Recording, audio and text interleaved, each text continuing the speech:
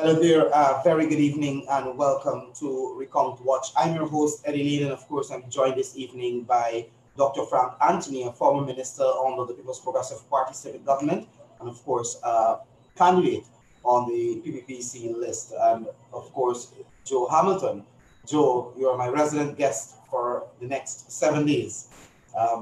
Gentlemen, welcome to the program.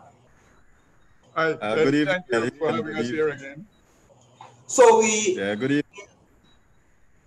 evening. today ends the 20th day of the recount process for the ballots cast in the March 2nd, 2020 elections. By the way, I think we have reached 84 days since those elections, and we are still awaiting credible, transparent, and accurate results.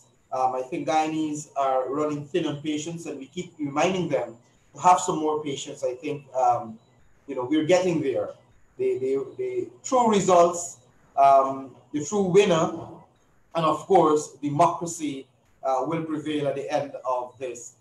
Dr. Anthony, I want to start with you. You're part of the process of the recount. I understand about maybe 82 boxes counted today. A little improvement from yesterday. Excuse me. Yesterday, I think it had dropped from 85 to 75, if I'm correct with my figures, and I see it's back up to about 82 thereabout.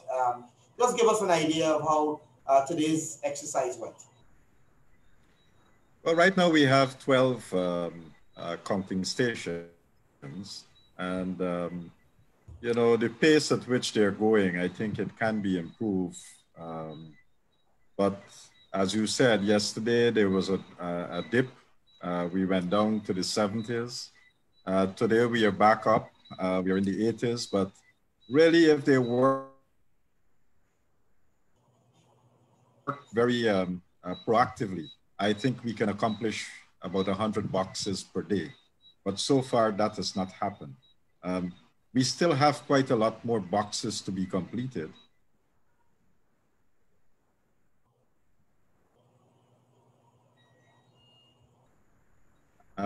So when the boxes have been put at stations, those SORs would come up to the tabulation room.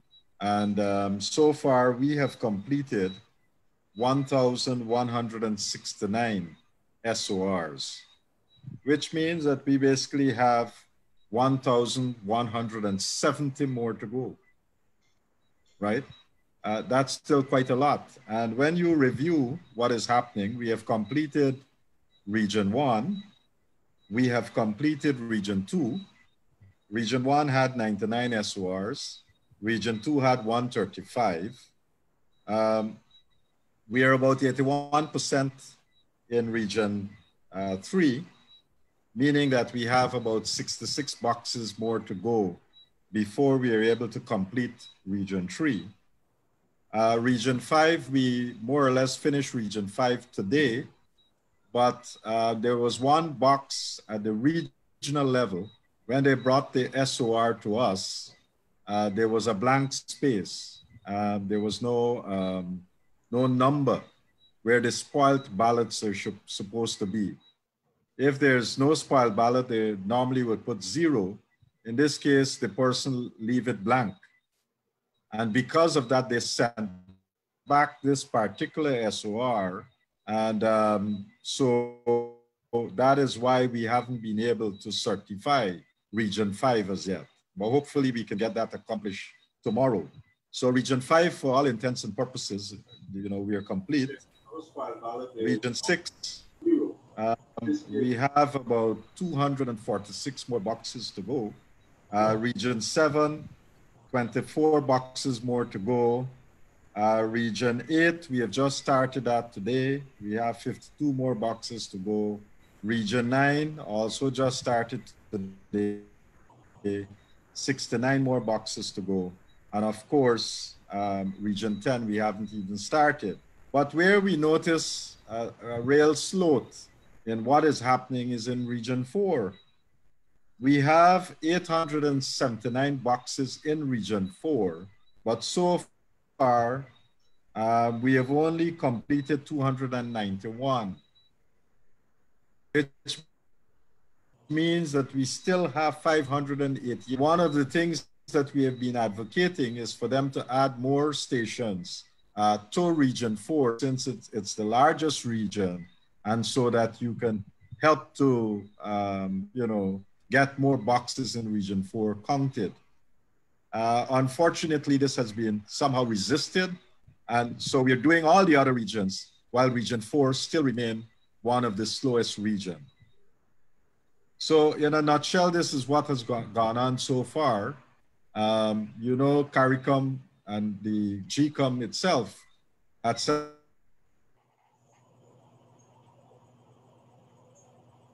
a target of 20th, and we still have more than half of the SORs to go. So we still have a long way to go. Based on what because I've been following the recount process, I've been following some of the live broadcasts, and I've been following especially those interviews that are taking place outside of the Otterton Convention Center by members of the media, where the representatives of the political parties are engaging members of the media. One of the common traits, and I think this has been coming out ever so often, because you have representatives of all the other political parties, even except the APNU AFC, coming out there, and they're talking about the frivolous objections, the lies, the misinformation, that you find objections to 50, 60 names, and when the list is checked, maybe just one person would have voted among that list, and things like that. And you have people claiming that dead people voting, the same excuse keep repeating itself. I understand with regards to the Region 4 ballots that are being counted now, because it's South Georgetown, one of the strongholds of the coalition, you're hardly getting much of the frivolous, well, the objections generally, because they're not objecting in their strongholds.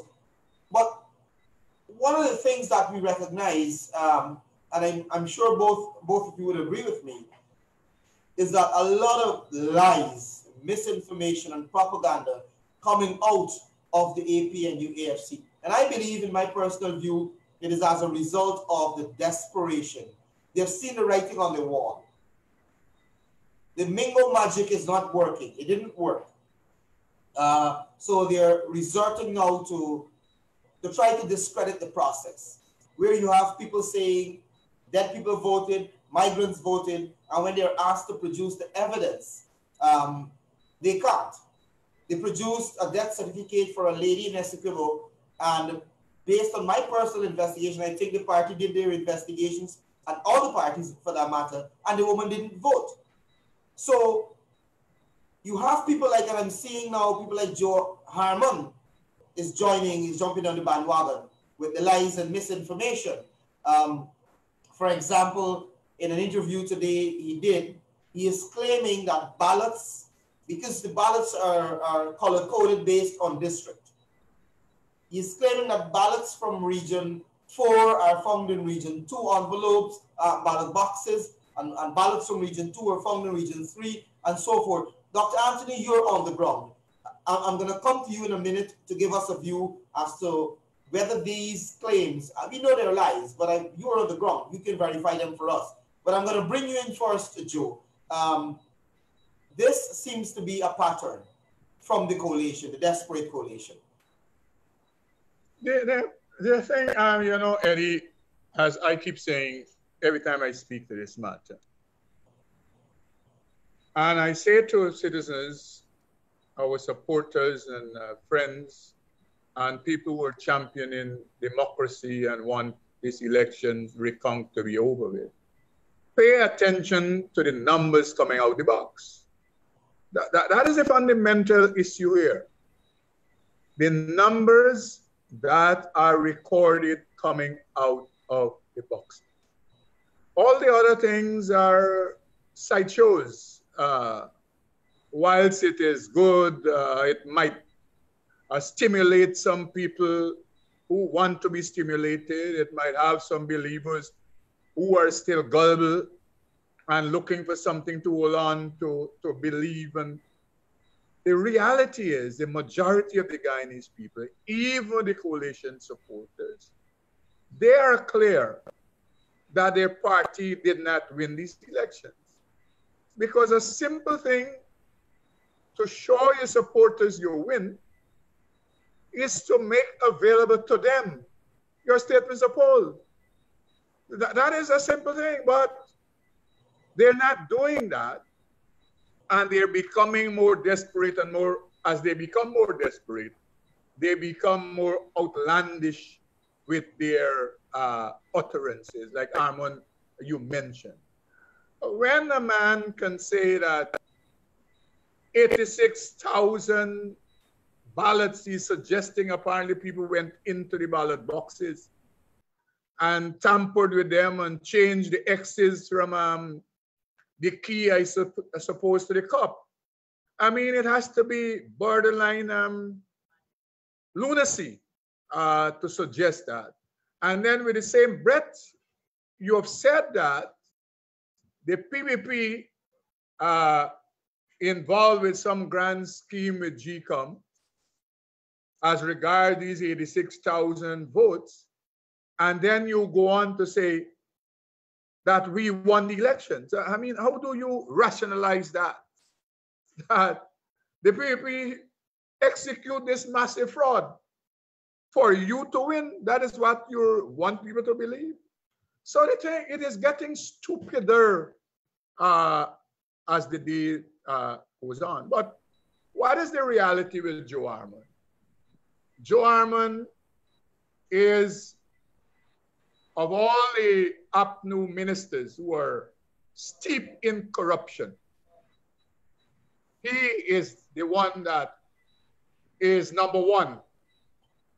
And just today, you pay attention to the man who used to be the advisor to Granger in oil and gas.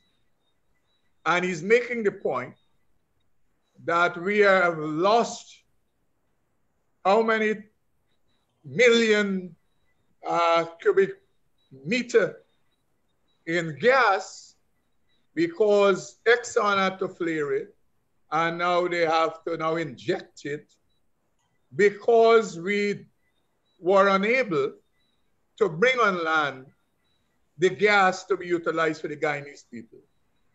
And why we were unable to do that? Because Harmon and Patterson are involved in a corrupt scheme to allow for this pipeline to bring gas on shore, to go till to Myconi at lands Harmon has bought and is developing, where he plans to put a city that he has already advertised, and most likely he might have already taken money from investors selling his dream. So he has vested interests. And so he sees government and governance getting away from him every day whilst the votes are counted. And so he's getting more desperate as the days goes by. And you would note, Frank, if you know, Stanley Ming now has got into the game. He also is a beneficiary with his partner, Joe Harmon's son, to develop lands in the Essequibo River, partnering with one of the most corrupt companies coming out of Angola that robbed the Angolan people. That was in the Panama Papers. And so Stanley Ming now, he is saying that his problem is a list. I mean, that is his problem. He has gone back 1.5 years before election to make an argument about the election's outcome. And I'm told he was on Bench Cup 2 nights ago, he and Nigel Hughes, and spewing all kinds of foolishness. Nigel Hughes, of course, also has vested interest because he has already moved on to set up his law firm in Texas, where ExxonMobil headquarters. So the people who are screaming the hardest, you know, are the persons who believe they're likely to lose all of this corrupt investment they have out there. And so Armand would become more insane by the days gone. And Frank, as a doctor, I think now the consideration must be that the building that is being refurbished, Ocean View, it should be assigned as the coastal mental asylum, because based on how things are going, we would not need it for COVID-19 patients. We might have a great emergency on our hands where we have to commit a lot of these people who are in the APNU government. We would have to seek some psychiatric evaluation and commit them, because when Armand is saying, you know, 86,000 ballots somehow should have been theirs and it ended up being the PPPs. And when he is saying that, listen, they had ballots in the boxes, Frank, that were not legitimate ballots, not authentic ballots. When G come right through this process the last 20 days, has made no such claim. And you know more than I would do, Frank, you would be able to explain to the public how the ballots are authenticated before they go into the numbers, before they pay attention to the numbers. And so every day they're drifting into more madness and saying things. But what is sad is that you still have thousands of people who believe that. And not just people who are uneducated, people who are educated, people who are university graduates. They would listen to those things and they would believe it. You see, Eddie, you're a media man, many of them in the media fraternity. You see them every afternoon there like rabid dogs trying to spew this thing coming out of the APNU AFC. And so this affliction is pronounced, and it is pronounced sadly more so among young people. And therefore we're in a bad state. When you see young people who we consider to be intelligent people who went to university, some of them they have master's degrees, some of them are doctors. When you see they spew these banalities and they latch on to these things coming out of AP and UAFC, it is a real sad state of affairs we have that we try daily to correct. And that is the reason why we have programs like these. But before you go, Dr. Anthony, I think, Joe, you made a couple of points. And you talked about how outlandish these claims are. But an important point that you made is that the number of young people, because, you know, I've been listening, I listened to everything that would come out from that place there. And I listened last night. I felt ashamed, embarrassed as a young person. When I heard Christopher Jones and the guy that stole the money from Chronicle, Sherrod Duncan. When I heard the two of them speak last night, Sherrod Duncan is saying that somehow the PPP got 1,500 people who went and voted 5 times or 15 times so that they got more votes than APNU. But this is the same Sherrod Duncan who was preparing and celebrating and was preparing to swear in Granger. All of a sudden, he knew that 1,500 people voted 5 times, and I think I heard political representatives from other parties go out here and dismantle that claim. This is the same Sherrod Duncan, after having said that, in the same breath, said that they're preparing to swear in Granger. So I agree with you, Joe, not just the senior people and the older folks in the APNU AFC are going crazy. I think all of them are. And that is because of the numbers front. They're seeing the numbers.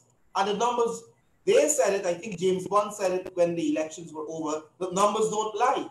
I agree with him. The numbers are not lying now, but I think the numbers are sending a lot of people crazy. Frank. Well, you know, it's a simple thing. We know the outcome of the elections. There was never any doubt that in Region 1, Region 2, Region 3, Region 5, Region 6, Region 7, Region 8, Region 9, Region 10, what were the results? All of these regions, you had a proper process was followed, the counting was done, it was properly tabulated, and those results were declared. So we have a good idea of what those results are, right? The only place that you had problem was in Region 4. That's the only place. And the man who was responsible for that is a man named Clement Mingo, right? He was the returning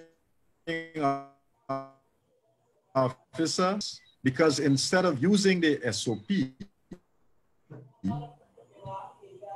he decided to use his own numbers. As somebody said, he make a spreadsheet, and then when he was forced, he showed it on a bed sheet, right? And that's what he did because he inflated all these numbers. And now that we are having this recount, now that we're having the recount, we are seeing boxes where he has inflated his bank, right? 87 boxes. This man, Mingo, give to the APNU and AFC. They're the only beneficiaries. Mingo gave them 4,000 and something votes, just like that. Mingo decided, well, this is it. He giving them so much vote. And he put it in 87 boxes and he gave it to them.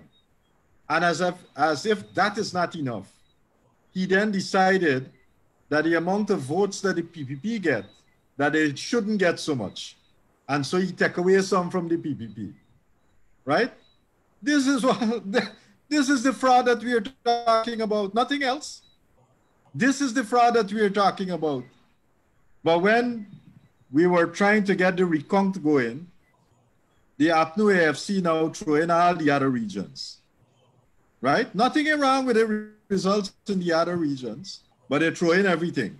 So we're doing back the whole country now, when it's only Region 4 where there's a problem.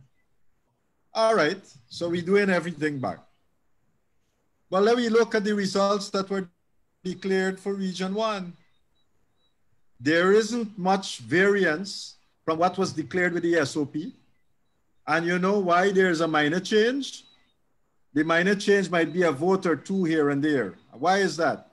Because votes that were rejected then, now that they've gone through the scrutiny of the process, it is now awarded. So somebody gets some of those rejected votes. Minor changes. They're not going to change the outcome of the elections, right? They're not going to change the outcome of the elections, and that is what we have. And every one of these regions that I spoke about, you would see that the numbers are going to be basically the same. So the APNU now ain't got no argument, right? They ain't got no argument, so they got to make up something now. So what have they made up? They send their agents into the polling stations, these counting stations, and then they got them reciting a couple things. As soon as the box opened and blah, blah, blah. Okay, we are making objections. What are your objections? We think that number 1, 5, 10, 15, whatever, they just call out some random number, right? In some cases, they're objecting to as much as 60 and 70 people. And then when you said, why are you objecting to these people? Well, they weren't in the jurisdiction. Can you prove that they weren't in the jurisdiction? Or we can supply the information later. Well, prove it now. You're objecting now. And so that is now recorded that APNU AFC has made an allegation that these 80 people were not in the jurisdiction and they voted. Then, as if that is not enough, they're making claims that people die and they voted. And then when they run out of people who died and who migrated, they say, well, some people come and vote without their ID cards, right? All these nonsensical things. And so what you have going on a daily basis of these counting sessions is a total abuse of this process, because this process were meant to open those ballot boxes and count how much ballots you have in there and who get how much, which party got how much, and you count that and you got a number. Right? Not this abuse that is going on. In the order that was signed and gazetted, it made a provision that you will have observation report, which the chief election officer would compile and take it to the report after every box, and then show it when you're doing the tabulation, and then read it out. But that's what they're doing. And so this now is giving them more, I'm looking for the right word, because they want to showcase now that something is wrong with the process when nothing is wrong. So what we have going on, you got APNU agents come to the counting station, they make allegations, then they write down these allegations. The people in the room, all the other parties in the room, would object to these allegations. And then at the end of a region, when we finish a region, right, the APNU people sitting down over the aquatic center would summarize all these things, and they say, well, you know, 1,000 objections were made. Then I said they make the objections, and they ain't saying that there's no verification of these objections. They ain't saying they didn't produce any evidence, right? But they were write down all these things, so much objection, so much this, so much that, and now suddenly this is proof that something went wrong. Well, you are alleging, you're not proving anything, and then you summarize it, and then you run out to the world and say, well, look, this is what is going on. Well, we all got to be a bunch of mad people to believe what they're trying to tell us, right? They're trying to insult our intelligence. And not only my own and yours, it's the whole nation intelligence they're trying to insult. And to add salt to this injury, if you like, to this wound, they're saying that all of this took place in the presence of their own APNU AFC agent who was at every one of these polling stations, in the presence of all these GCOM staff that was there to ensure that you had a smooth process, in the presence of the policemen, right, who were there at the station to ensure law and order.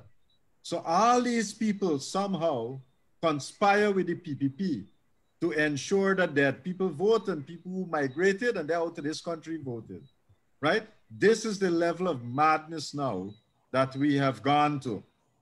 I don't know who would believe them, who in their right minds would believe them, but it is the desperation, and this is what they're clutching on to try to discredit the process. But while they're doing all of that and trying to discredit this process, we need to focus on one thing, and that is what is happening in Region 4, because that is where Mingo tried to hoodwink everybody by putting out a spreadsheet with wrong numbers, right? And all this fancy talk that they have about irregularities and so, why none of them don't talk about the Mingo numbers? Why none of them ain't talking about that? None of them is saying anything about that, because that is where the true fraud lies. And that is what we have to expose. And that is why the 87 boxes that have been tabulated, and we see the big difference between the SOPs, we have seen the big difference. And I think that is what we have to focus on. And something must be done by, you know, about Mingo. The chairperson ought to do something about that, because this man is an employee of GCOM and he has discredited GCOM by his action. And I remember that day, you know, when he was declaring those results, because I was in that building. He was escorted up, right up into the Ashman's building. They got a third story there. And he went on the balcony and he was proclaiming all these numbers, right? And then people start shouting him down because everybody realized that this man is making a declaration with wrong numbers, right? And that is why when the police came, the police threw out everybody, but protecting the man who committed the fraud. That is what we have going on in this country. And we must remind people about that, because this is not an experience that happened a long time ago. This is just a couple of weeks ago that this man perpetuated this fraud on this nation. And that is why we are still in this, trying to recount and undo the damage that he has done. That is why we are having this recount. So as Joe would say, we shouldn't be bothered by this sideshow that is going on. This is a sideshow. And then you got Harman, who is a liar, and we think he should know better, right? Claiming all kinds of wild allegations. The man said, I understand, he said by one of the media reports, that, you know, you can't go use the recount results, that they're not going to accept the recount results, but they're going to accept the results that were declared by GCOM before, right? Well, where you get those results from is the same thing we're recounting now. So if you're finding things that are, as you were saying, there are lots of irregularity, what the irregularity would change, and you want to use those results. So this is the kind of mindset that we have, right? We know that Mingo tried to perpetuate a fraud and he was caught red-handed in Region 4, red-handed. And now that we're going through the boxes, we are seeing the evidence, right? We are seeing the evidence. And I think people need to pay attention to that. Don't be bothered by Harman and all them who trying the sideshows. They just want to distract people from the real deal here. But Dr. Anthony, I think when one listened to what Harman says, it seems either Harman is running the show and Granger didn't get the script, or Harman is undermining what Granger said, you know, about whatever GCOM declared. Granger said whatever result is declared by the chair of GCOM, he will abide by.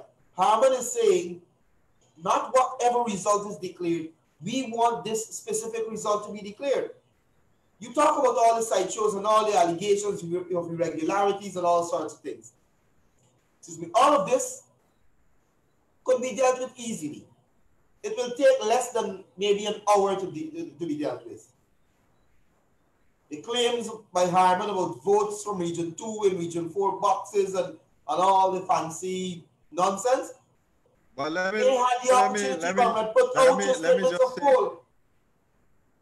me just say something to that particular allegation.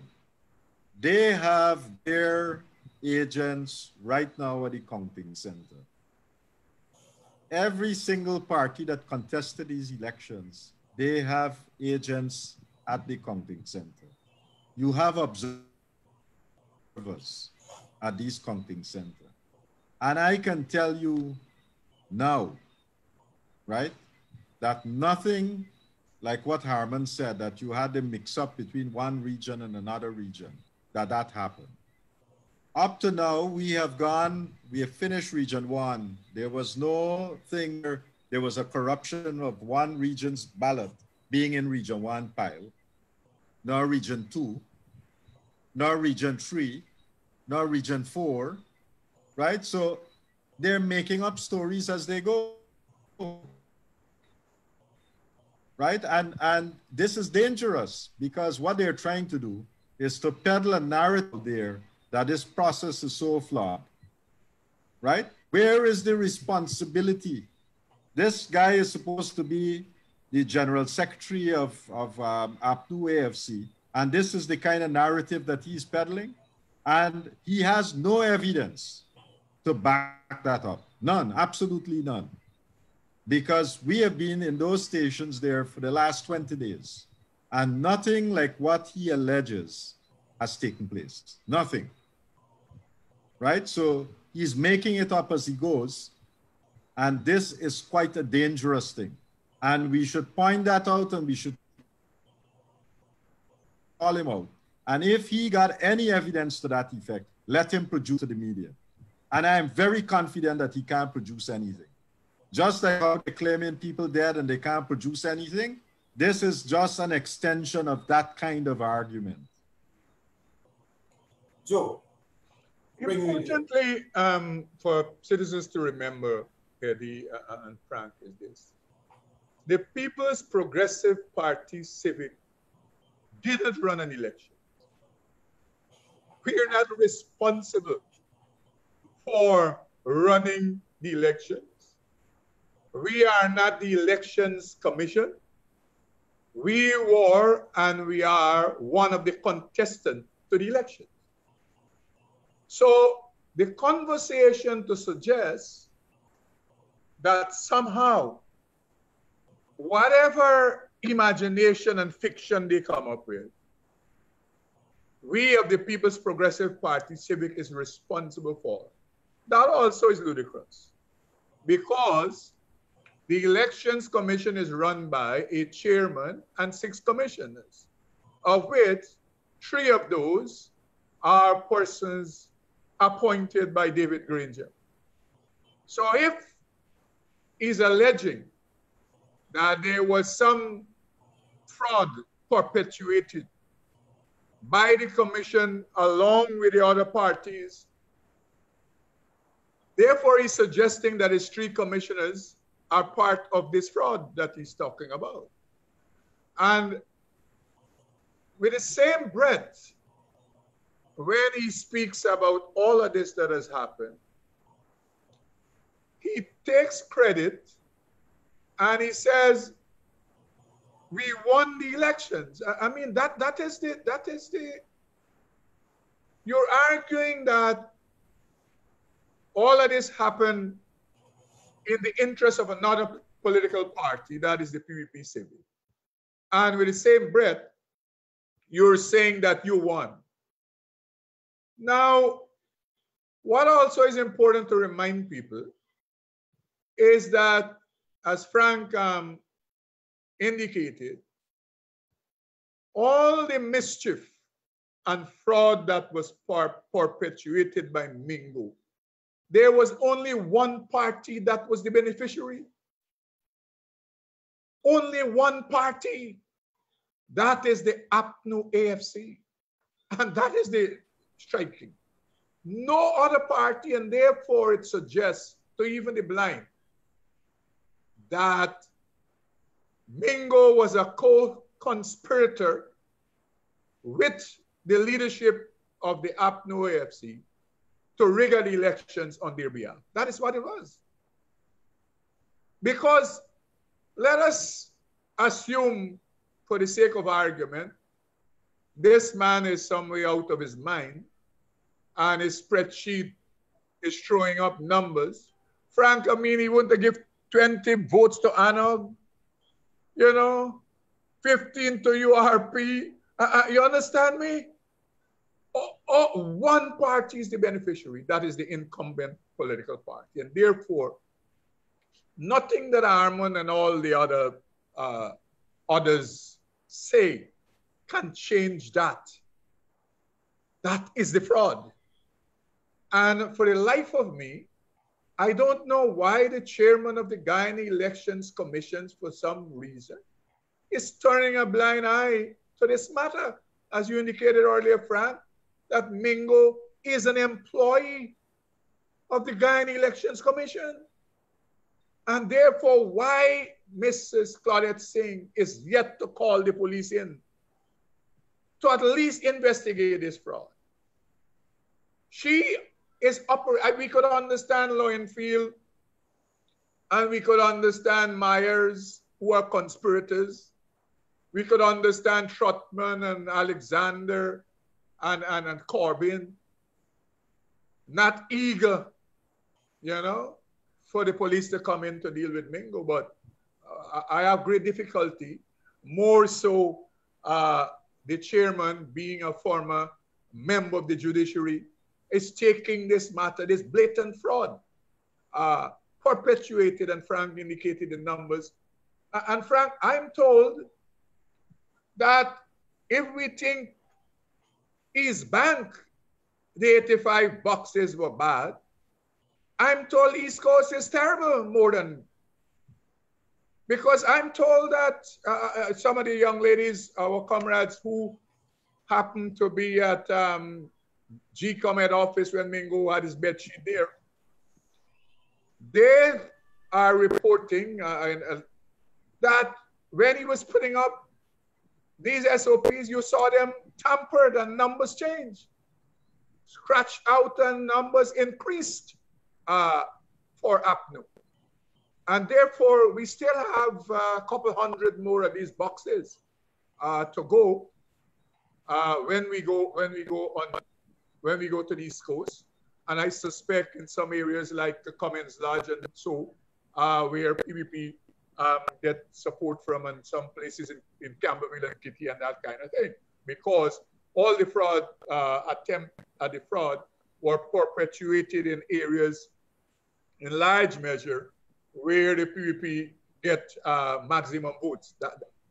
So why is the chairman not eager to deal with the fraud? Second point is, Frank, why is the chairman not eager to have Region 4 recount expedited? I mean, it boggles the mind. You would want to think that this is the region that were in contestation. This is the region that created the conditions for a recount. You would want to think after you finish Region 5 today, automatically those two counting stations should have been turned over to Region 4. Because taking it to Region 8 at the smallest amount of votes to be counted. Region 4, Frank, based on everything you have said, they are not even 50% of the ballot boxes are counted in this region that is the largest region. And therefore the question is why the chairman, I could understand APNU and AFC and their agents are not eager to ensure Region 4 is expedited. But I have a difficulty understanding why the chairman is not utilizing our authority to have the commission instruct the chief elections officer to expedite Region 4 count so that we can move fastest with that region, which is the region basically that should have been counted only, as you said earlier, Frank, rightfully so. Because that is the region Granger spoke to Miyamoto about to do a recount of, and then they extended it subsequently. But the issue too, you know, and like you rightly said, Joe, it leaves you thinking, you know, why you don't want to complete. Because based on how it's going, maybe even if you extend based on the pace at which they're going, even if you extend by a week, it seems as though there is no intention to complete Region 4. It begs the question whether there is some mischief afoot, you know, that there is something, maybe there will be some attempt to disrupt the process. How that will go, I don't know. But I wanted to raise that issue with you, Dr. Anthony. You're on the ground. The slothfulness, it continues to be a problem. You finish Region 5, you have two stations like you rightly said, Joe, and I think Frank, you were hinting at the same thing. You took the two stations, you put one to Region 8. Region 8, I understand, is well, how many boxes? And one to Region 9. Maybe about 80 boxes or less? Region 8 has 55 boxes. 55 boxes. But you have a region with more than 400 boxes remaining. But you're going after this small region. In Region 4, we still have 588 boxes to go. 500, more than 50%, maybe more than 60%. Yeah, well, we just finished about 33% in Region 4. After 20 days, we only finished about 33% of the boxes of Region 4. I mean, where do we go from here? Because clearly, we're going to end up in a situation where... A couple of things, you know, listen. A couple of things could happen to expedite this process. One is that GCOM need to come up with a process that would make sure that these counting stations work faster so that they're processing more boxes every day. That is not happening. We see deliberate attempts to slow down that process. And in a lot of times, we're seeing an abuse of the process with all these crazy objections that the APNU and AFC are putting forward. I mean, at one box, you're going to object to 80 people, right? And no evidence. If you were producing evidence to say, well, here, look, I have this document to say that this person wasn't here, or whatever it is. But you randomly object to 80 people and you slow down the process, right? And they have to record all these things that you're objecting to. That takes process that we have currently going on at the counting centers. So that's one. Two, we have said to them that you need to extend the hours of work every day. By 5 o'clock, they're closing off, right? The containers where the boxes are stored, they don't want to release new boxes after 5. And when they do release boxes, there's these small boxes with 5 votes, 10 votes, or whatever. So by 6 o'clock, everything is done and they're shutting down everything. If we place importance on this process, we should extend the process so that at least we can get more boxes done every single day. Then we need to add more sense that the COVID task force is not allowing them to put more stations in. Just an excuse.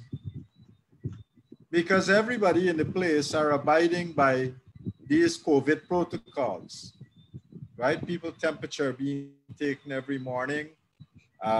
People wear masks.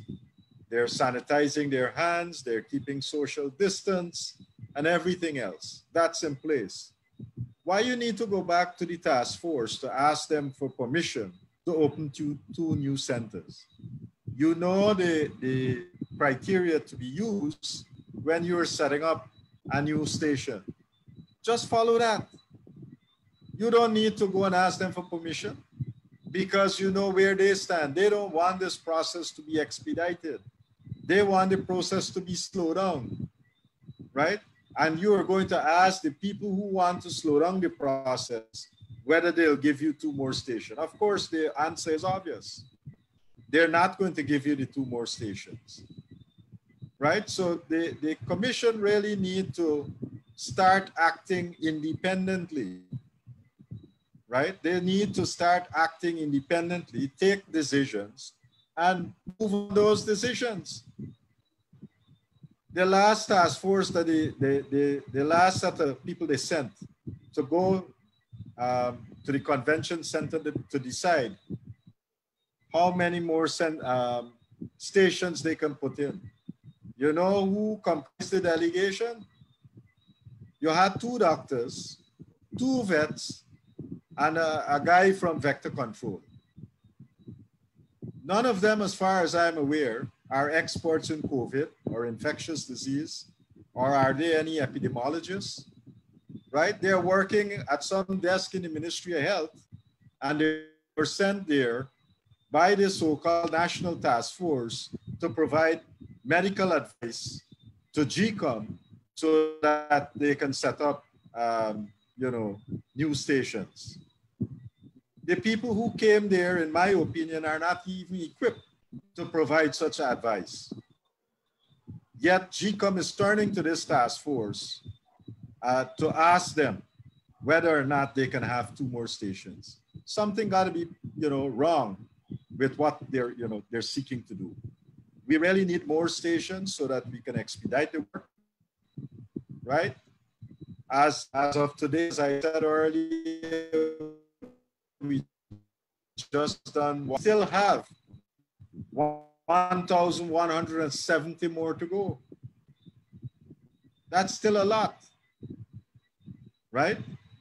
And if we really want this recount to be completed in a timely manner, then there are actions that GCOM can take. So we're pleading with them. Different people are going and talking to them and explaining to them. I see different parties are going and basically the same message, but somehow they're not listening, right? I think the whole of the Guyanese public, everybody would like to see this thing resolved.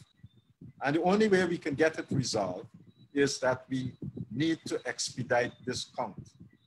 That's what we need to do. Look, tonight, the 3 of us are chatting here, right? We are on the eve of our independence. Tomorrow is independence. This country would celebrate 54 years as an independent nation, and we have retrogressed because we can't hold a proper elections.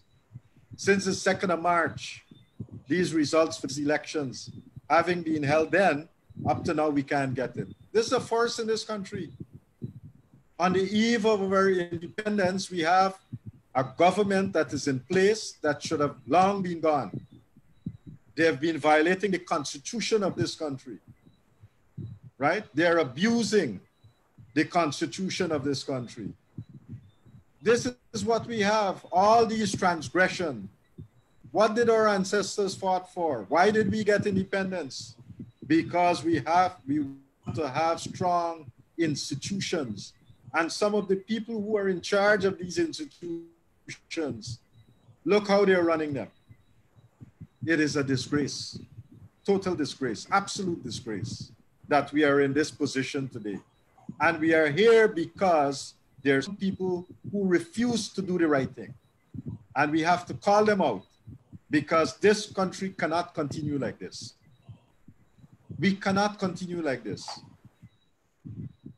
Joe, I want us to go back a little to return to these allegations, tons of allegations, without any evidence that are being made by only APNU AFC, and these allegations are mainly made in the strongholds of the People's Progressive Party.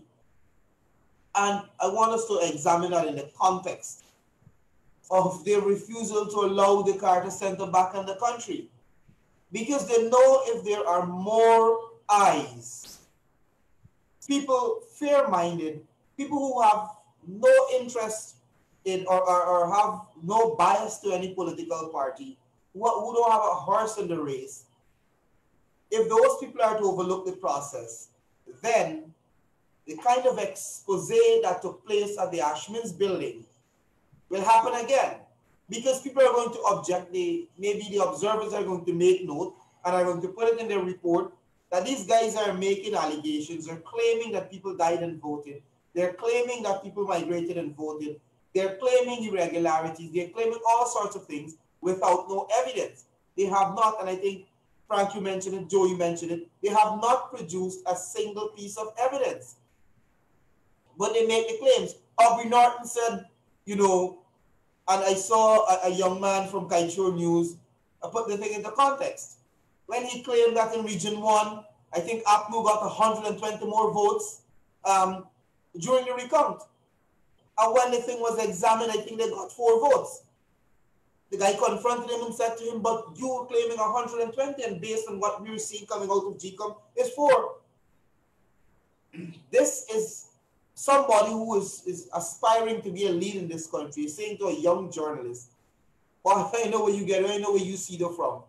Despite the report, the tabulation report showing that, you know, you got 4 more votes. You have Aubrey Norton talking about he has in his possession evidence. You have Sherrod Duncan, you have the guy from Region 3 that had the problem at UG, Mahi Paul. You have Sherrod Duncan. You have people like James Bond who go out there every day and spew hate and misinformation. But none of them can produce any evidence. The fact of the matter is, every allegation that is made against Mingo, there is evidence. There's a statement of poll, there's a statement of recount, and there is the declaration that Mr. Mingo made. The numbers that he announced. There is evidence. And still, the only people who are not talking about the allegations, and well, not the allegations now, the naked fraud that we're seeing are the beneficiaries. That is the APNU AFC. And that's why just now, when I spoke, I made mention about the chairman, who is a judicial officer, who somehow is not inclined to deal with this this fraud, attempted fraud, or this fraud perpetuated by Mingo, and it's very shocking. I could have given a pass to a chairman who was not a former judge. You understand me? But a judicial officer, you'd want to think would be more eager to pursue and to have an investigation done regarding this Mingo fraud that was attempted on the people in election. Importantly, Eddie, again, the APNU AFC and Granger, the same thing that they attempted to do to rig an elections whilst the television camera is rolling. It is the same thing with the observers, where Granger apparently is of the view that unless Carter Center returns to Guyana, they wouldn't be able to write their report and write it. That is, it's like attempting to perpetuate electoral fraud using a game plan of the 70s and the 80s. That is what they attempted to do in 2020. When they were planning at Congress Place, everybody around the table forgot that we have smartphones. Everybody on those smartphones, they have cameras on them. And the television is rolling, whilst the media is out there, like we're talking here, Eddie, you're streaming. So it is more than us that are looking at this program as we go along. And therefore, it was more than us that were in the building, Frank, that were looking at this fraud being perpetuated. All of Guyana, all the Caribbean, all of South America, all of the world, people could have seen this fraud perpetuated. As one Commonwealth observer said to me, 40 years he is doing observation of elections. And he thought the worst rig or attempted rig he saw was in a North African country.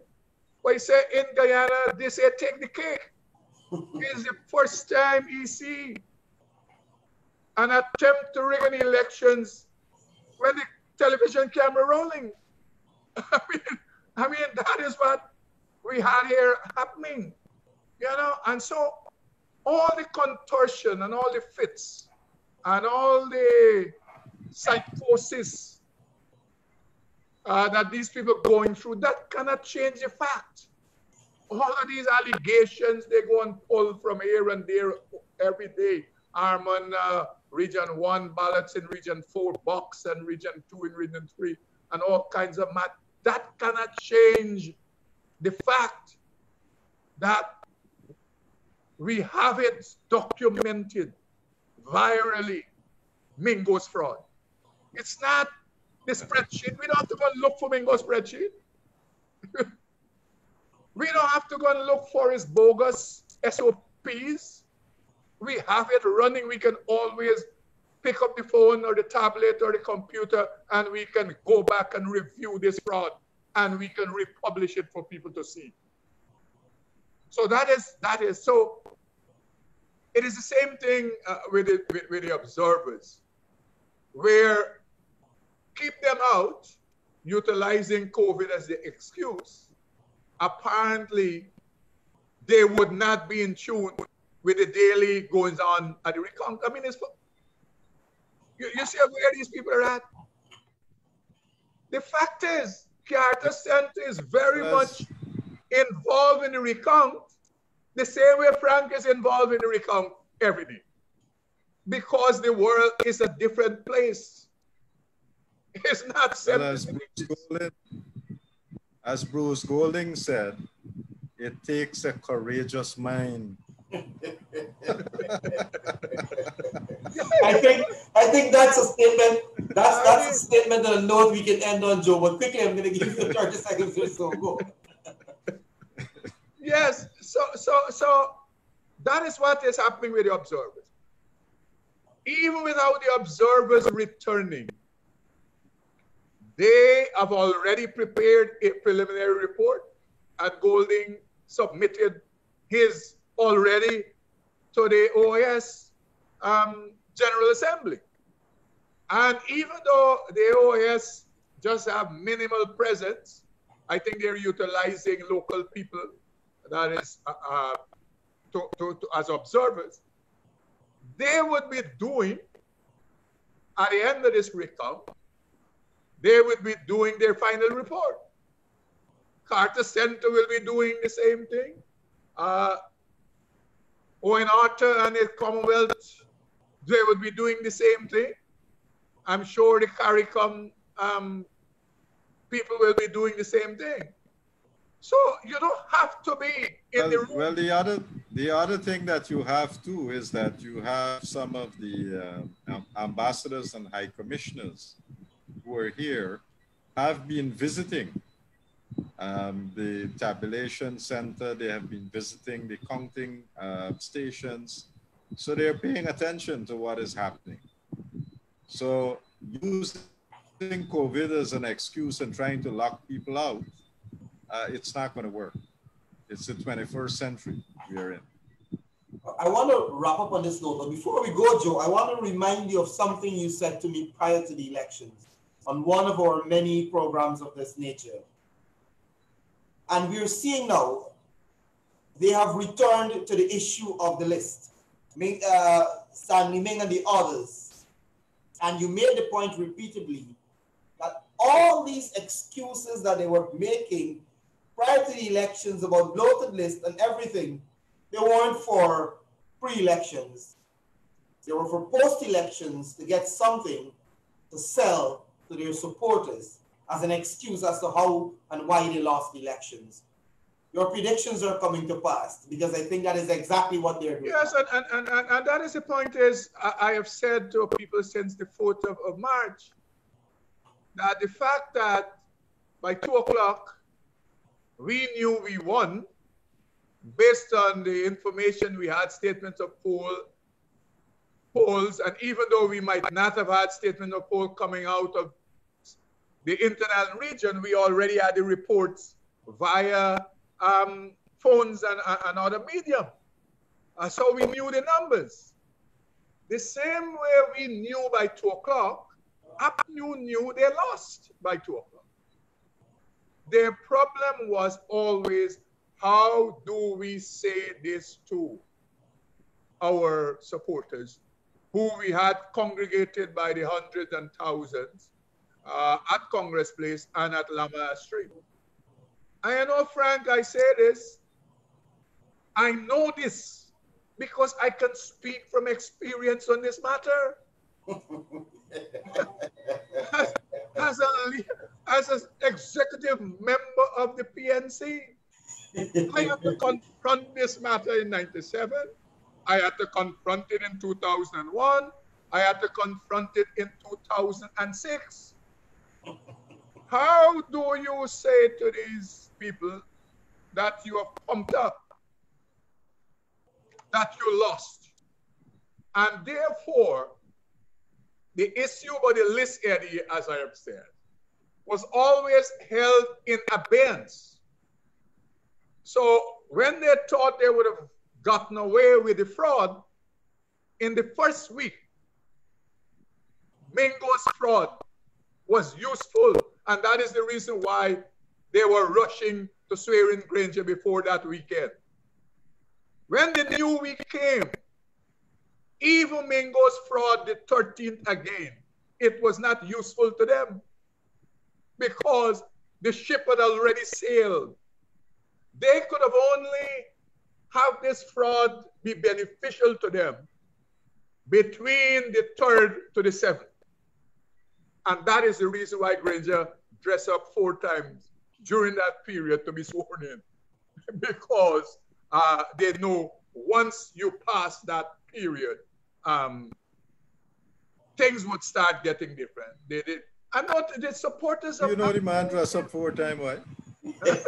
Joe got his sources, you know, Frank. Joe got dressed up 4 the man times. just mentioned he was all an executive the badges and medals and ANC. so was on his outfit to come out. The general Really?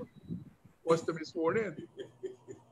As the days start to go by, the supporters started to question whether indeed they won.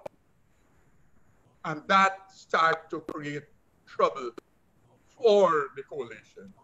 Members in the leadership of the coalition started to question whether they won. And let me tell you, for a man like Greenwich, who has been around these matters for decades, he would not take Armand and Trotman word for granted and Amna Ali, and he would say to them, can I have a look at the statements of who? That is what he will, he would not be taking. That's where the trouble is. Why I'm sure he is one of the leaders who recognize that we lost. And this road that we're going down, it's a precarious road to take this nation down the road. And that's why he divorced himself and disassociated himself, and he's going to listen to jazz somewhere, wherever, up in the mountains, because we don't know it. Dominic Gaskin, again, I mean, when he spoke, Ex-Vex. yeah, he wasn't speaking for Dominic Gaskin, because a son-in-law would not be that forthright unless there is some family discourse on this matter happening somewhere in the family. And therefore, he spoke for more than him. So you had people in the leadership who started to question, like you had, Frank, in my experiences. If you recall, Aslin Paris, yes, I remember people that. seeking to say, to get from him as a commissioner, confirm that we lost or we won. And he said, the results are in the statement of all. And his car was turned over and so on. So you know the history of that matter. Yes, I remember that. Joe, I know we can go on all night, but I think we went past about 5 minutes over our time. We're going to be back here tomorrow night and we're going to continue this. Gentlemen, I want to thank you very much for joining me this evening. I think we had a very lively, thank you very much, Eddie. Discussion. And to our viewers, we want to say thanks for being part of the program. Until tomorrow evening, we want to take this opportunity to wish all Guyanese happy 54th independence. To you, Joe, Frank, and to your families. I want to say, you know, it's happening at a difficult time, at a trying time in our country, both politically and as well in the midst of a public health crisis. I think the best independence gift this nation can have is to have expedited results coming out of this recount so that we can have the next government being formed. I think that would be the best independence gift. I agree with you. Gentlemen, thank you again for being part of Eddie, thanks for having us. Have a good rest of the night.